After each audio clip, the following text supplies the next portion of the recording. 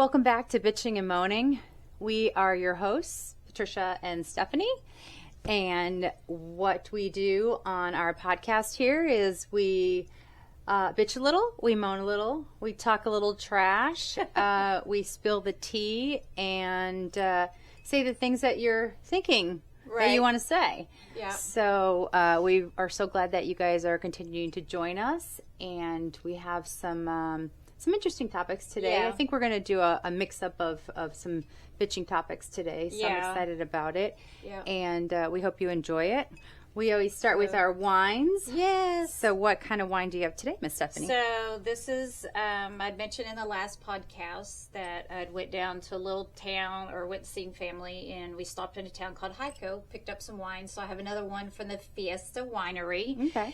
And this one is, has a more of a cranberry flavor to it than an apple one. Interesting. So, I thought I'd do a little different. I'm not necessarily a cranberry person, but open to trying new things. Yeah. And so, well, now that fall is kind of coming, Yes. cranberry's a big flavor, I guess, that people start to it's think of supposed to be Thanksgiving. very crisp is what it says. So Okay. we'll find out how it is. I haven't tasted it yet, so I'm leaving that right here. So, but yeah, it sounds pretty good on the label. It sounds good.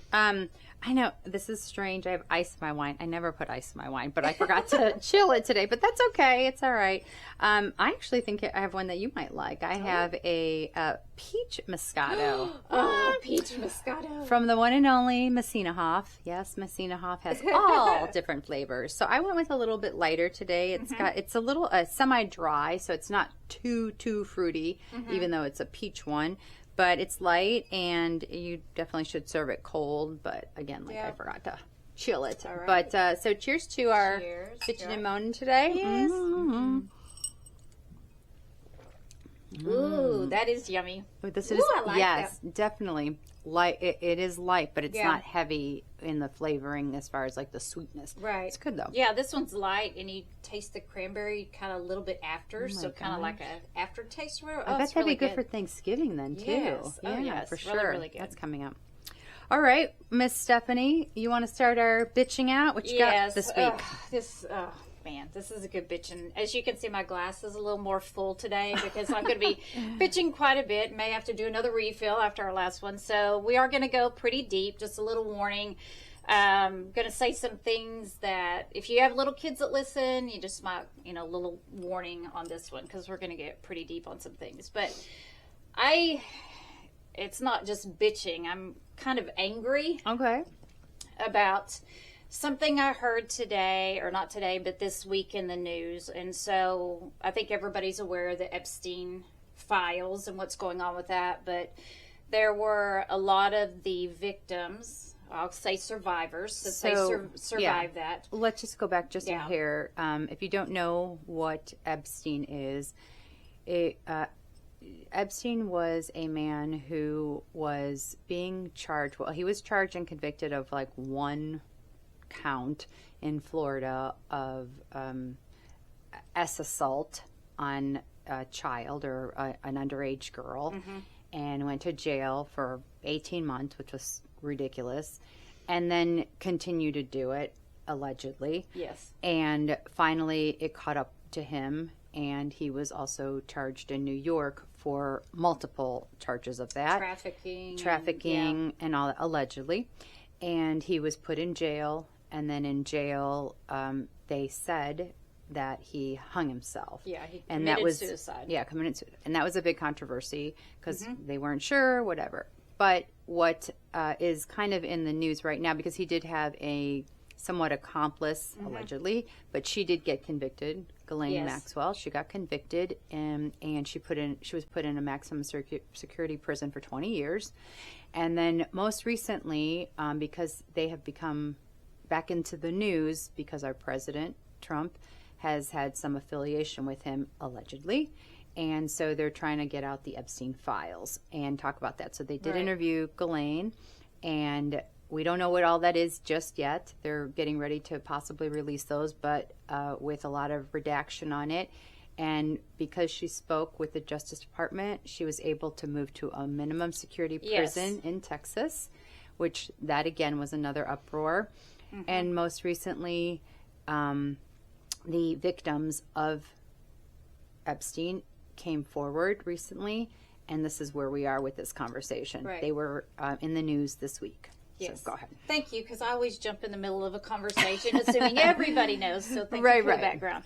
So yes, they were up, I believe, on Capitol Hill, and they had Democrat and Republican members of Congress there, while these women were telling about their stories, what happened to them. They were all underage. They were At the time. At the time, they're all now in their 40s, I believe, and so they were all taken to an island. If you hear like Epstein's Island, and a lot of things happened to them, you know, definitely allegedly, yeah. And so the women are just wanting transparency. They've been begging for this. There was one of the girls, the very first girl that came forward back in like 1996, turned over her information to the FBI, and they never did anything with it. And so she's like, why, if y'all would have investigated this, maybe all these other girls could have been saved. Right. So they were telling their stories of the abuse and everything that they encountered. Allegedly. And they, right at about the same time they were doing their press conference, the president was in his office doing another press conference or signing executive orders. President of Poland. Yeah.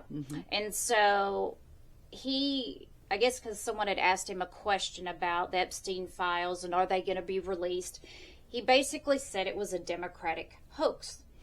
So that's where my bitching comes into play, because the word hoax, I am a sexual assault survivor. I was victimized. I think we all are at some point in time in our life. Very, very young, and I'll tell you that story here in just a second. But the minute anyone tries to minimize someone who's been traumatized in that way, I will not support that person. I don't care what your political affiliation is. I don't care if you're a preacher in a church. We've seen that a lot in our area. A lot of pastors have had to step down because of allegations of sexual abuse and things like that. So the minute I heard the word hoax, it just made my blood boil, because one of my stories, I've been abused multiple times. I have this tendency about me, it's flight or freeze. And you talk about flight or fright. What is it? Flight or fight. That's what it is. Yeah. I'm the fight. Right. And I have a tendency to freeze. Just, I don't know what to do. So I get in these situations where I've been traumatized and abused. But the first time it happened to me, I was 13 years old. I had went to stay with a family member in the summer, and just, you know, normal visit with family or whatever. And so we went to eat at a pizza place, and there was a guy there, and he was 18. And so talking whatever, he came back to the house after work where I was staying, and we were out in front, like on the driveway in front of a car talking, and he's like, well, let's go by the side of the house. And I'm 13. How I was raised, I hadn't even reached puberty yet. So didn't even have, my parents didn't talk to me about sex, anything like that. It just wasn't anything that was spoken of. So when he said, let's go to the side of the house, I just thought, okay. I didn't know what he meant or what his intentions were. And we're on the side of the house, and they talk about blackout periods with people where you don't really remember. What I remember from that is being up against a wall. My pants were down. I remember I hurt. And then after that, I don't even know how it ended. I remember being back in the house, curled up in the fetal position. I didn't even know what happened to me. I didn't understand what that was. So, I mean, just think about that. If you have 13-year-old grandkids, you know, kids, what, a 13-year-old child. And that was, again, I hadn't even reached puberty. That was my first sexual experience, and that's what it was. So when I was listening to these women and hearing them tell their stories, it was like I can relate to them. And I will always believe a woman or a man, anybody, it can happen to anyone, their story of abuse like that, because it takes a long time for people to speak out about that, because I didn't know what happened to me, but I was like, in my mind, even at 13, like, what did I do? What happened with that? And I think for this experience, it wasn't until I was 21 or 22 years old that I actually realized what that was. It was about the time, if anyone remembers, like, William Kennedy was like a nephew. There was a big thing about how him and a girl he was with were on a date. He said it was consensual sex, got a little rough, and she said no, it was rape.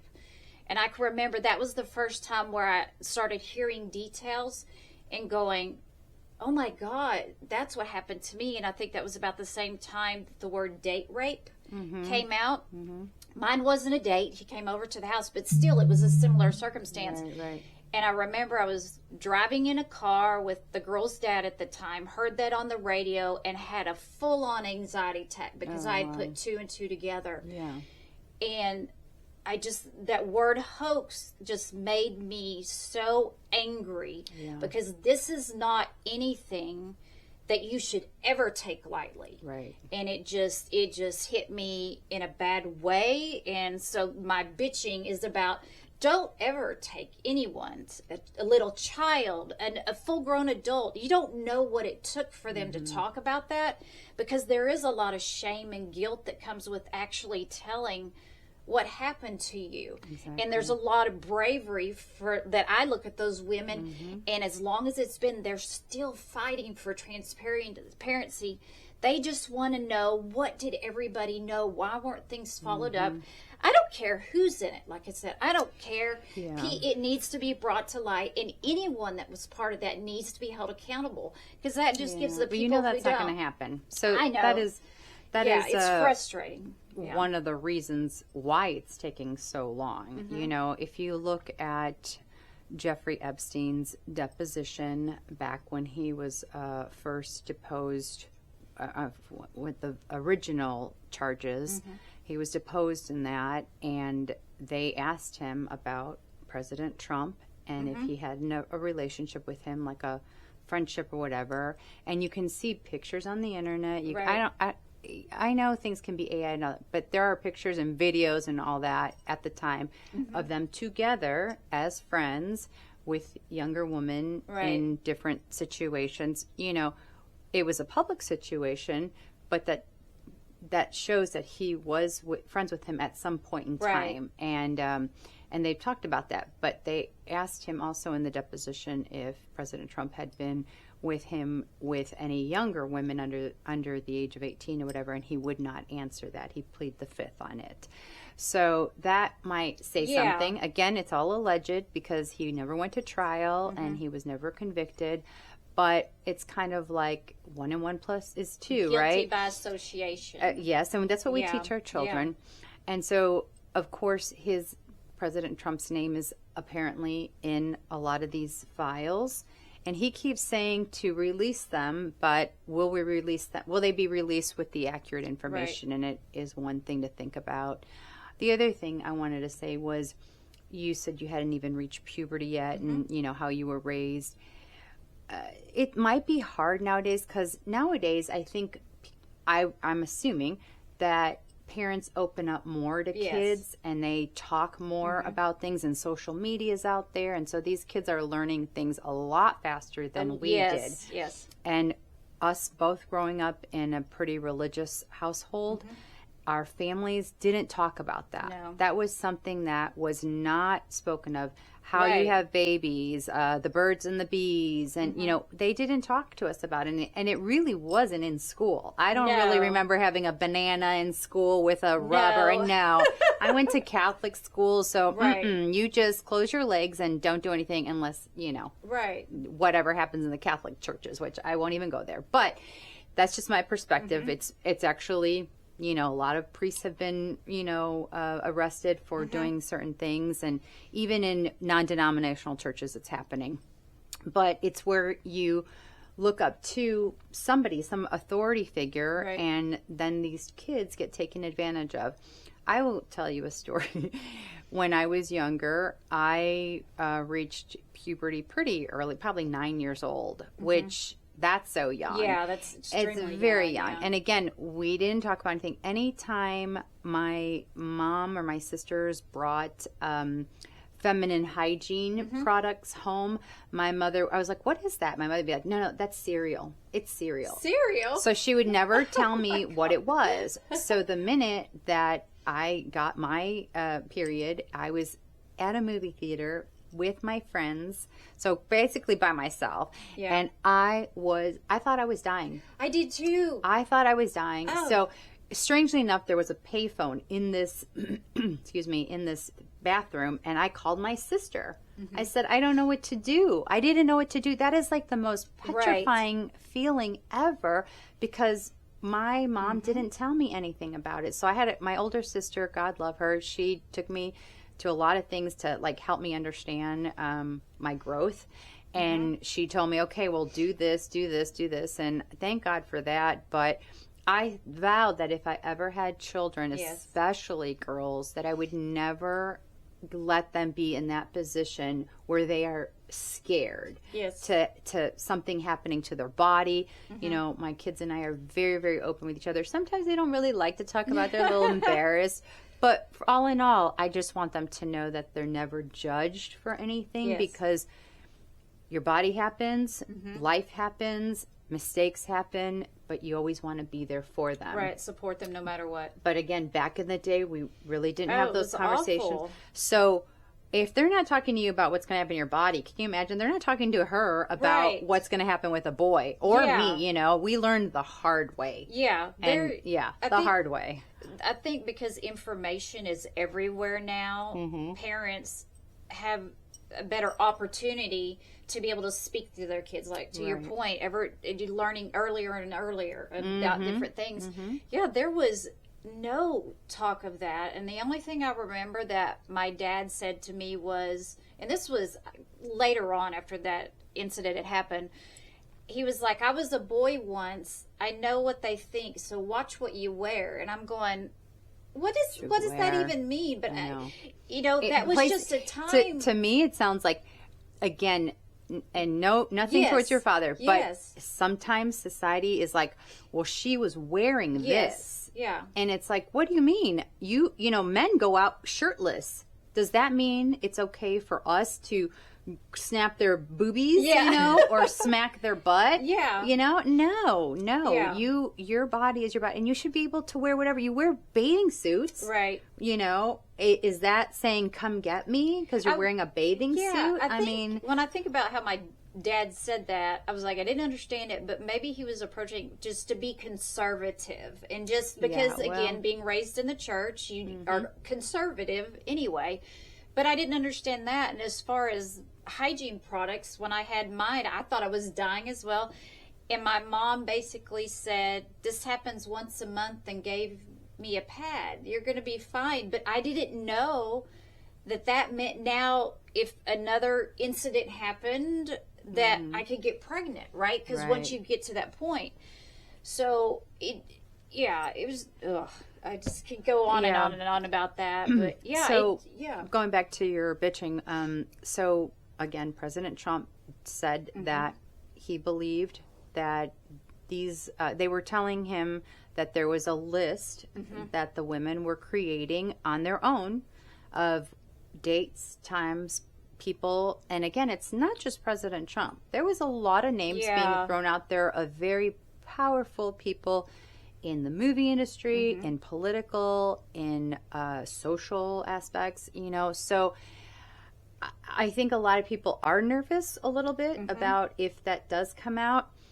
Even if a list comes out of names, it doesn't necessarily mean that those people did anything to girls. Right. That's, I think, where the clarification needs to be. Because just because your name is in a book that you traveled with somebody doesn't mean that you did something, participated in, or had knowledge of Right. in, whatever. There was a lot of, let's do it under the rug kind of thing. I could definitely see that happening. And, you don't want to be associated with that. But if you're in there, you're in there. Just own it and Right. say, this is what I did. If I was in there, I did go on a plane with him. I went to his island. Did I see a lot of young women? Yes. Did I know what was happening? No. You know what I mean? Just Yeah. be honest about it. That's the Right. biggest thing I have. Because there's not only men, there's women. Right. Like there's huge names politically in there. And just say, yeah, I was there and I went, he showed me what happened, and then that's it. You go on. But to redact or not take accountability for it, then you seem a lot more guilty. Right. Right? I think there was a lot of, everyone was aware that they were very young. I think that Yes. was the common thing. Yes. And when you look at a child or someone that's a teenager, you can kind of gauge Right. if they're like on the 12, 13 range to 16, 17. You can kind of tell that they were young. And that was what Epstein was known for, is that he liked girls or women on the younger side. Allegedly, yeah, I have to throw that out there a lot. But it just, to me, my common sense radar goes off, and I'm like, But something looks off to me. You're but- also a mom and you've Yes. experienced Yes. things. Other people, they may just be going for, a lunch party or a or- party. yeah. Yeah. I mean, think, again, everything that's been going on with P. Diddy, you know, Yes.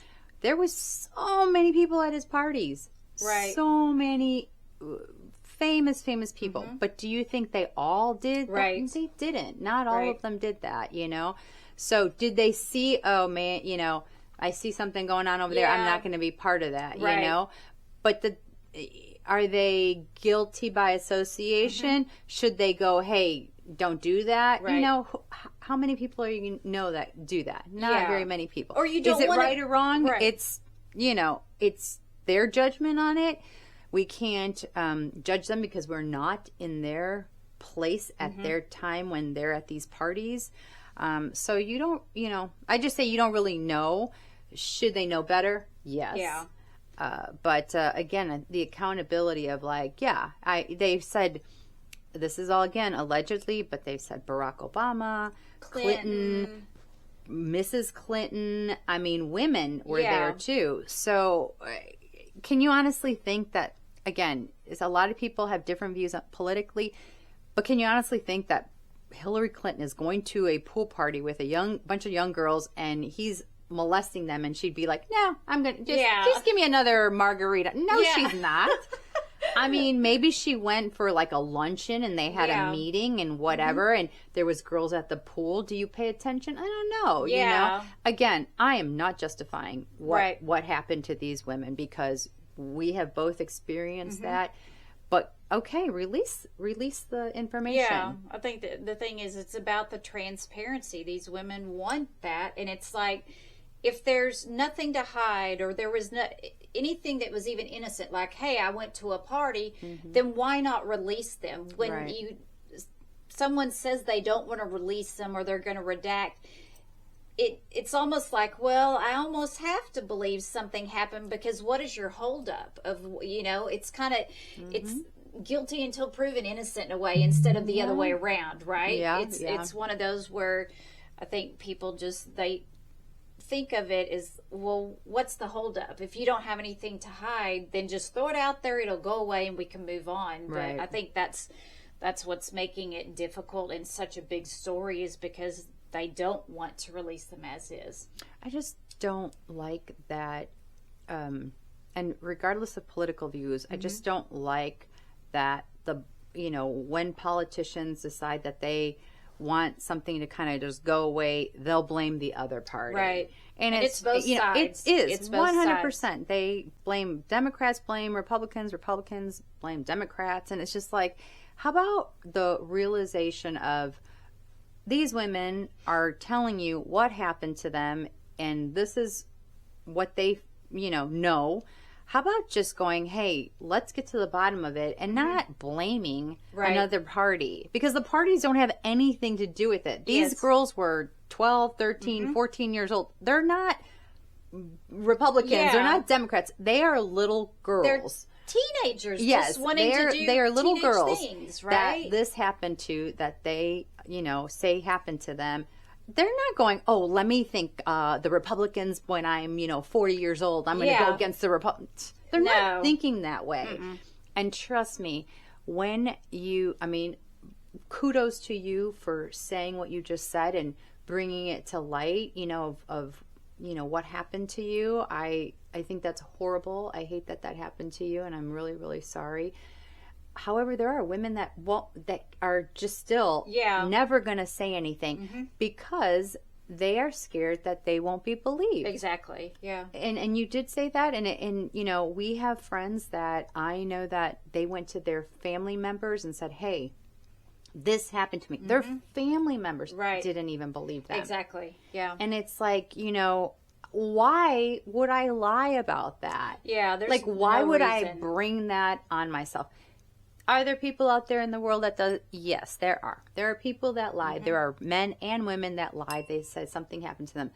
But you know what? The majority of people that come forward that are not liars. They're something there that they have to just get off their chest and be like, for me to grow and for me to move on, I have to put this out there, And I think for you, that was something I don't know. Does your family know this happened to you? Like you said, you had gone to a relative's house. Did your relative at any point know? Did you tell them? I never said anything because I couldn't even process what happened. I just remember that I hurt. And I didn't even really know why I hurt. And it's so hard, I think, for people to fathom, but this was back in like 1981, 82. Yeah. So there's not a word I can put on. I just remember I hurt, but I didn't even know that was intercourse. Yeah. And so, I am feeling pain, and I just, pulled into myself. I kept it into myself a long time, and it shaped a lot of how I looked at my views today with things, but also how I started looking as you start becoming aware and you like boys at that point. Well, this happened with a boy, so maybe if I want this boy to like me, then this is what I have to do to make this boy like me. It's like it twisted my mind and what a healthy sexual relationship could be, and it affected me through most of my adult life until I did get some therapy for it. But that was decades later to actually process it and realize these decisions I was making was all rooted in that. And talking about flight and freeze, I want to say that's when it started. And I still deal with that today. I'm very non-confrontational. So when it comes to something that gets heated, I would either run away to try and get away from it, or I just feel like my feet are frozen on the floor and I'm just stuck. It's like being paralyzed. I don't know what to do with that. So from that one event, it has affected me until now in different phases. And that's what I don't think a lot of people realize is this isn't something that goes away. Right. It doesn't. Is with you forever. Doesn't.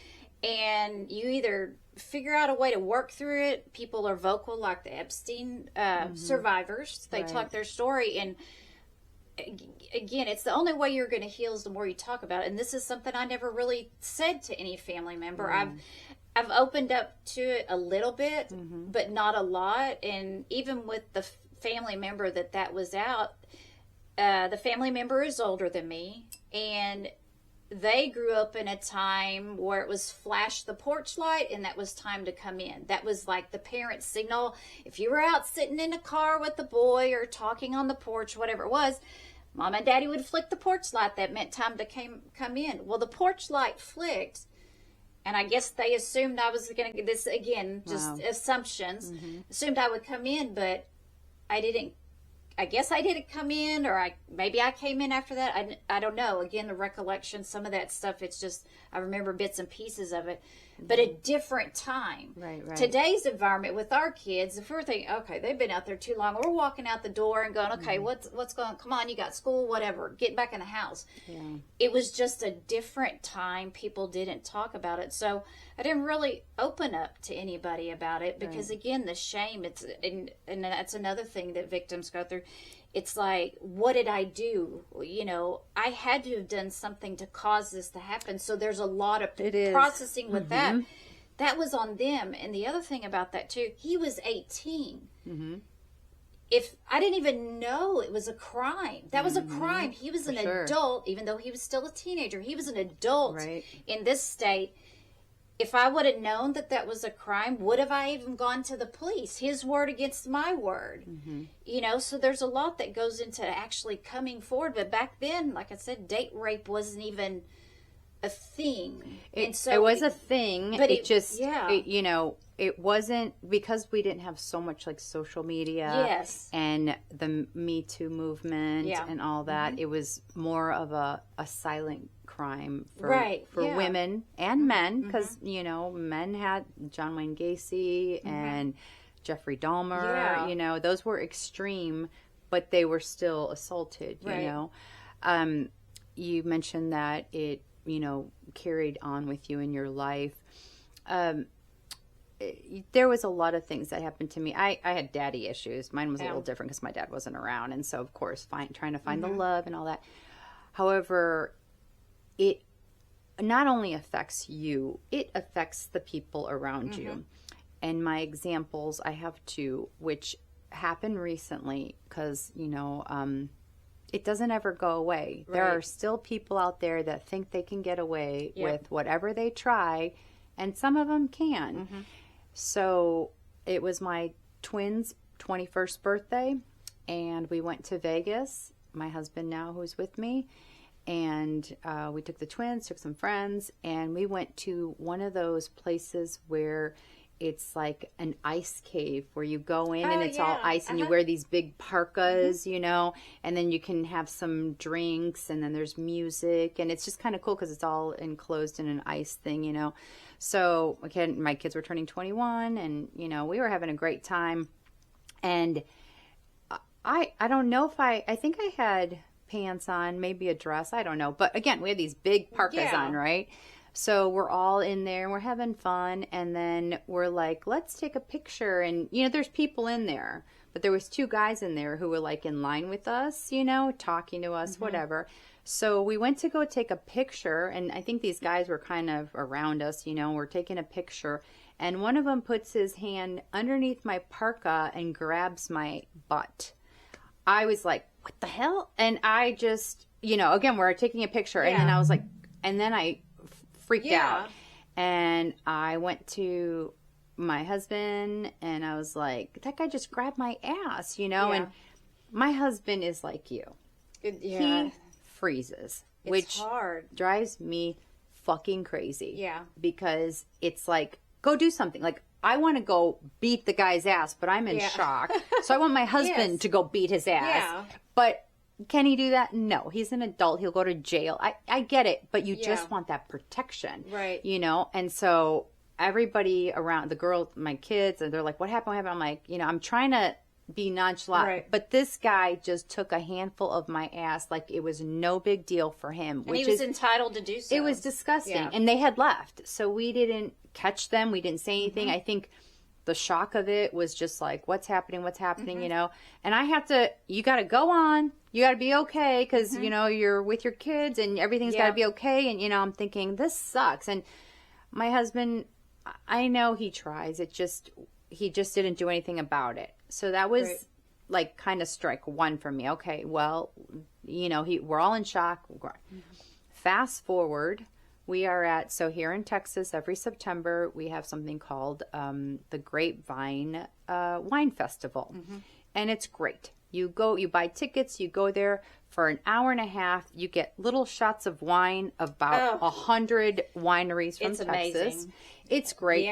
But shots of wine for an hour and a half, you're feeling pretty good, you know? So with my kids again, some of their friends, my husband. It's hot because it's September in Texas. We're still in 100-degree weather, right? So I have shorts on, just shorts and a top, you know, and I'm in line and some a-hole behind me, drunk, slaps my ass again. And I turn around. Now this time I'm not shutting my mouth because I'm not. I turn around and I start fucking yelling at him. Who the fuck do you think you are touching me? And so he's like, I didn't. And he was with a girl or something or some friends. And they're like, what happened? I'm like, this dude just slapped my ass. And they're like, oh, we're sorry. He's drunk. I'm like, he just does that when he's drunk. Care. No. You're justifying some dude that just excuse. assaulted me, you know, in a line. So they kind of left. So again, I'm kind of shaken up and I walk over to my kid, my son. Now, my son learned from the first episode. So the minute he was with one of his college friends, and I'm like, this guy he goes, where is he? I'm going to go kick his ass. I'm like, that's what I expect. Yeah. That's what I raised my son to protect me. And his friend is like, let's go. I'm like, you know what? Again, I don't want my son to get arrested or anything like that. But my husband's just like, what happened? What happened? Oh, so again, my husband is not like that. He is different. He's just kind of, let me evaluate the situation. By that time, and they're gone. They're gone. Yeah. And so it hurts the relationship because of trust. I trust my husband to protect me. You trust your family to protect you, and they don't in those situations. So you're like, holy shit. How do I have a relationship with this person who I can't feel is going to protect me, right? Right, yeah. And, you know, you definitely work through it. My husband and I continue to work through it because he's never experienced that. Exactly. The women in his life never experienced that, and he has a hot wife, so, you know. But of course he does. The point is that he needs to understand that if, you know, I need protection or he needs to stay closer. But again, that he was standing right next to me when the ice thing happened. So it's not like, and again, it doesn't matter what you're wearing, doesn't matter where you are or who you're with. It continues to happen in life. And, you know, you just kind of got to work through the fight or flight kind of situation you were talking about. And we are working through that, you know. People can say, well, why are you in that situation? Alcohol, you know, why are you dressed this way? No, it's not the victim's fault. Yeah, it's not the victim's fault. The predators are going to be everywhere. Yep. And there's an entitlement to that. You know, like they know they can get away with stuff because maybe nobody else says anything. Their friends. Their friends. Their family, whatever. Like, oh, well, they're that way, whatever. But no one should be subjected to that kind of behavior. Right. Just like, it's like men or women, you should raise your kids to respect other people. Don't touch anybody unless you ask them to. Yes, especially slapping them on the butt, grabbing their whatevers, you know. Don't. That's somebody's personal space. Well, and it's like they talk about women and what they wear. Why isn't a parent teaching their son that you don't treat women in that manner? Exactly. What have they seen that makes it think it's okay to do that and treat a woman or a man, however, goes both ways in that particular way? I feel like parents at some level need to make sure that they're raising children to become adults to have that respect of the other's personal space. I do want to say something, and talking about raising kids in teaching them, this is kind of strange. So my ex-husband, he always slapped me in the butt. He loved it. Yeah. He loved it. He would be like, and you know, and think about when football players play. They all slap each other in the butts, and like it's no big deal, right? So he would always do that. He thought it was funny. I really didn't think anything of it because he's my husband and he's goofing around, you know. But my kids saw that, thinking that's play, that's funny, that you know. So if that were to happen, they might not think it's bad. Yeah. You know what I mean? If my son slapped a butt with his girlfriend, he wouldn't think that was bad. He would think that's playing because his mom and dad played and like that. And you laughed about it or whatever. And you laughed about it, right? Now, is he been told, like, don't do things girls don't want you to do? Don't, you know? Yes, he has. Have the girls been told, hey, be careful and don't touch men that or boys or whatever that you shouldn't touch. You know, they have been told all that. But again, if they're like with a boyfriend or a girlfriend and they're playing, they probably don't even think of anything because their parents did that, you know? Again, it is not an excuse. If somebody felt uncomfortable, of course the kids would be like, I'm very sorry, I didn't know that. But raising them is a tricky thing, because if, you know, there might be parents that are not affectionate at all. Oh, yeah. No hugs, nothing. My kids are all huggers. We hugged all the time. Same here. And, you know, that might even be taken wrongly because this person, girl or boy, may not have been raised with any kind of physical touch. Right. That brings to mind a story. It was on, or is more of like a quick picture of a mom or someone's playing football. And you may have seen this. He was playing football. It was after the game. And I guess they had won. And the mom went running up and she jumped on her son and wrapped her legs around him. Yeah. She was just so happy they won. And everybody was like, that's a little weird. Why would a mom wrap her legs? Right. So, yeah, it could be misconstrued from someone else's perspective if they don't understand that kind of relationship. So, to me, that's an example of that where it's Here's like another normal. one. The GOAT. Tom Brady. Yeah. Remember he kissed his son, his like 12-year-old son on the lips or something? I mean, it was just a kiss. Yeah. Was it weird? Maybe for those who don't do that to your kids, but he is an affectionate father. He's showing love and that it is okay to do that. And right or wrong, that's just how he's raising his kids, you know, to be affectionate. Right.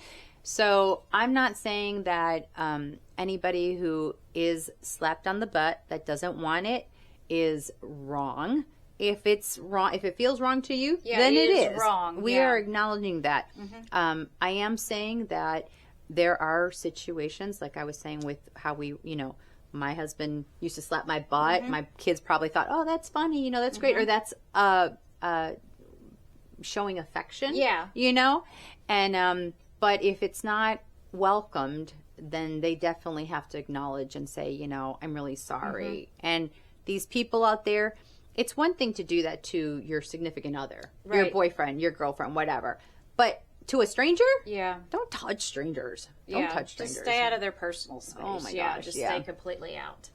So so I could definitely understand how the hoax statement really got to you. It just, the more it is in the news, I just sit at home and I'm just angry to myself because I'm not one to, like, you know, I'll put it out here on the podcast, but I'm not going to blow up my personal Facebook page, you know, because still it's personal. Right. It's like it takes a lot to talk about that, and I don't know why this is more comfortable to me than like putting it on my, you know, with my 150 friends or whatever it is on my personal page, you know, but it just, you know, it just seems easier to talk about it here than it does to, like, you know, try to prove a point or convince somebody that doesn't want to be convinced of something. It just, that's your truth. And that happened to you, and it's terrible and sad, and I hate that happened to you, and I'm so sorry. I hate that it happens to a lot of women and men in the world, and we're not taken seriously about it.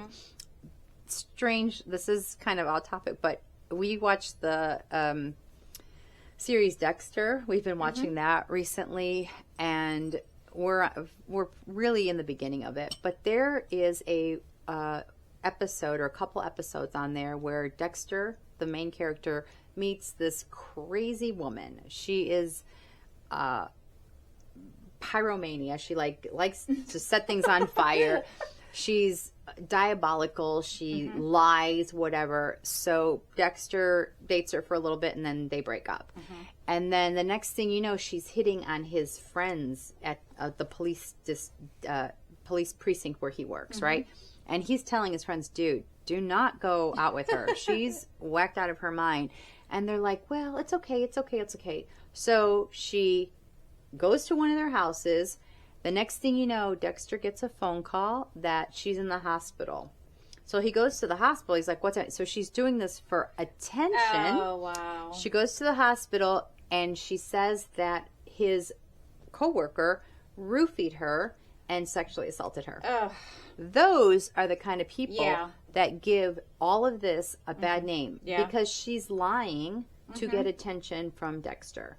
And it just hit me because I knew we were going to talk about this topic. And I'm like, God, I told Robert too. I said, my husband, I said, that is why we get these presidents that say it's a hoax. It's not a hoax. Right. I mean, you don't, one woman maybe, but hundreds of women, come on. Right. I mean, and I do get that there are people out there who are hungry for fame and money and all that, but there are far and few that would really come on and give you the whole story. And it's the same story, you know, and people are telling it at different times, you know.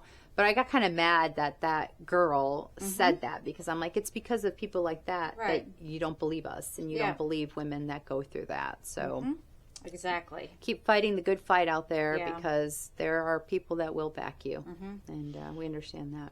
So a lot of this shaped my views, as you know, on some of these hot topics of my body, my choice, because I think about that first incident, and you know, again, I didn't end up pregnant, Thank God. Yeah. but I play that scenario out in my head of what my life would have been like. Now, of course, I was underage, and my parents would have made decisions for me, probably without even asking me. And that was at a time, let's say I did get pregnant, I would have been sent to a special school for unwed mothers. We were very heavily involved in the church, to where, would I even go to church? Would my parents be embarrassed to bring me to church? I would be shunned because I had sex out of wedlock without even understanding it was rape. Right. So I play out that whole scenario and go, if I would have been put in that situation and had to carry a child, because being raised in the church, it's pro-life no matter what, I would have had to carry a baby to term every day, reliving the trauma of how that happened. And that still happens. And it still happens today. Happens. So, you know, that shaped my, and it happened in my adult years, not, you know, in my early 20s or even 30s. It was in my 40s where I started reevaluating the Me Too movement, all of that, about what would I do with now if that was to happen to one of my girls. And I would, you know, if they wanted, it's their body, their choice, what they want to do, I would support them 100%, because I don't think anybody should be involved with those kind of decisions except, you know, the person who it happened to, and then also a doctor, and someone who's knowledgeable to give you all the options. Right. So for me, that one thing not only made decisions different along in my life, it also affected kind of how I think of things as an adult in my 50s. Yeah. And again, that stuff doesn't happen over time. It takes a while. You start having these little moments, I call them epiphanies, where you start realizing that, oh wow, you know, I can put this in a different context because I really realize the gravity of what happened to me. And so I think there's a lot of people that their beliefs, their ideas, their morals, whatever it is, it changes over time, because either things happen to them or they become wise. Something happens to a family member or a friend, and it changes your perspective on how you used to believe. Right. So that was another thing came out there. It's like I played out the whole scenario. And so I am like you. I'm a believer. It's my body, my choice. You talked about with Rob. It's like he was an adult, and it's still his body, his choice. Oh, It's yeah. not. It's outside of what we usually hear that about. But it shouldn't matter at any age, whatever you're going through. The person who's going through that has the right to make those decisions for themselves, and nobody, no entity, job, whatever, priest has the right to tell you what to do. And so that was another eye-opening thing that came later through my life. I agree too. I mean, especially since I have daughters and I have a son too. I mean, and I've always thought that. I mean, even though I was raised Catholic and I'm Lutheran or non-denominational, right? But I always believed that the government shouldn't tell you what you should do with your body. That also not only includes, you know, with children. It also, for me, it's like the vaccinations and all that. I believe the parents and the doctor should decide on what. I think one of the big things now is the transgender movement, as far as like what should parents be allowed to do for children when they're little. I have different beliefs than maybe a parent with a transgender child. I think that, you know, a transgender child needs time to grow and understand what is happening to their body. If at 18 or 21, whatever, they want to make some changes, that is 100% okay with a doctor's supervision. You might all disagree with me on that, you know, but I understand that there are some parents doing things when kids are 2-3 years old and they haven't even grown yet. But again, I am not a parent of a transgender person, so I don't know what they go through. I can only speak for what me and I feel for my family. And I do agree that, you know, it's your body. When Rob was going through his cancer treatments, and did I want him to continue? Of course I did. That was selfish of me. I wanted him to stay here. I wanted him to fight. But he didn't want to. And why am I going to make him? And, you know, you can all say that, well, you know, getting rid of a baby is something different. That's a human life. Well, Rob's a human life. Exactly. You know what I mean? And it's still his choice, and it is whatever he wants to do with his body. So I strongly believe in that, and I don't think anybody should tell you what to do with your life. Even if my daughters or my son came to me and said, this is what's happening, this is a choice I'd make, I'd be like, how can I help you? How can I help this huge decision that you had to make, because you're adult, on your own? How can I help ease that for you? Can I give you ideas? Can I give you suggestions? Can I help you do whatever you need? Of course. 100% I would help them in any possible way with no judgment. No judgment. Because those things are very, very hard to consider and decide upon. So it's not something that's taken lightly. No. And I think to your point, you know, being an adult, you see things through that lens, and you have more knowledge than when you're like a teenager or something and you're just struggling with your identity. Right. It's maybe you don't want to go through a whole transition. It's just trying to understand where you fit and what you're just trying to figure out yourself. So I'm going to support you no matter what. We'll get educated. We'll go doctors, whatever we need to do to help you figure out, is this going to be the right thing for you? But that's, you and I are so alike with those kind of things. It's like, you know, we just, education most important, and then we support our kids completely through whatever they're going to do, their choices. So. It's funny that you said that, like we're alike, because somebody, you know, we love the feedback and people are giving us feedback on the podcast and stuff like that. But somebody said to me, you know, Stephanie's very different than you are. And I'm like, you know, we are in certain things, but for the most our foundation is the same as far as our beliefs, our children, our family, you know.